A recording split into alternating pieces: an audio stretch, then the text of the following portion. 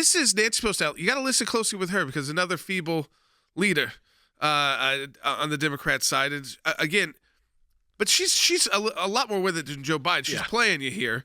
Take a listen.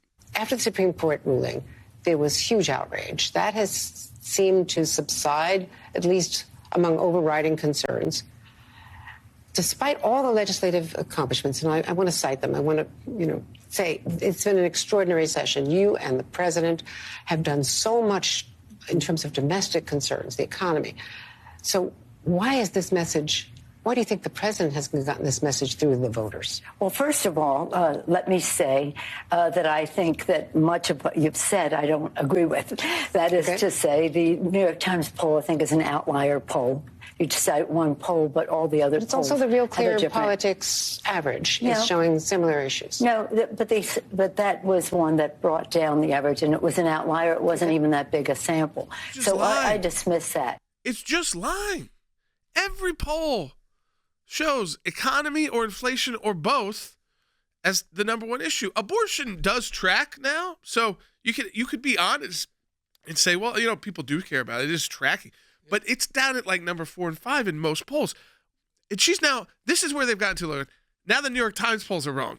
Now Real Clear Politics, which is a poll of polls, which I tell you, polling is not great anymore, but trend polling is good. And trend polling shows you is just where are people moving, what are they paying attention to? 2 months ago, there were a lot more people caring about abortion. That's what Andrea Mitchell's saying. I don't think it wasn't a gotcha She was more question. saying that the news had peaked and it had gone down. Let's also hear, Pelosi talks about inflation and kind of has to have a deflection in it. Here's how she gets out of the question of, well, what about inflation? Isn't that important? Of course we want to fight inflation. It's a global issue. But some of the inflation in our country sprang from the fact that this president created nearly 10 million jobs, at least 9 million jobs, working with the private sector. The private sector creates a lot of that. You create more jobs, there's more inflation. That's the opposite of more jobs. Right. If people have more jobs and more resources to spend, then the prices of things go down because everybody's buying them. Everybody wants to go on a vacation. So guess what? Airline tickets aren't as expensive because there's more people flying. There's more demand. At this time, what we have is we don't have the supply.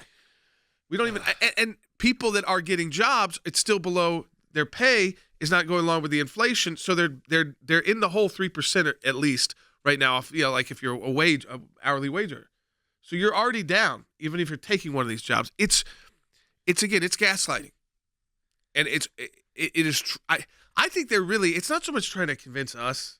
They're trying to convince their own people to come out and vote right now. Maybe even convince themselves. A lot of these independent voters, we talk about the white women voters, suburban mom voter.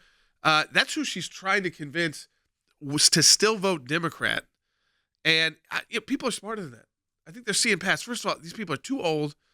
It's time for, the rhetoric.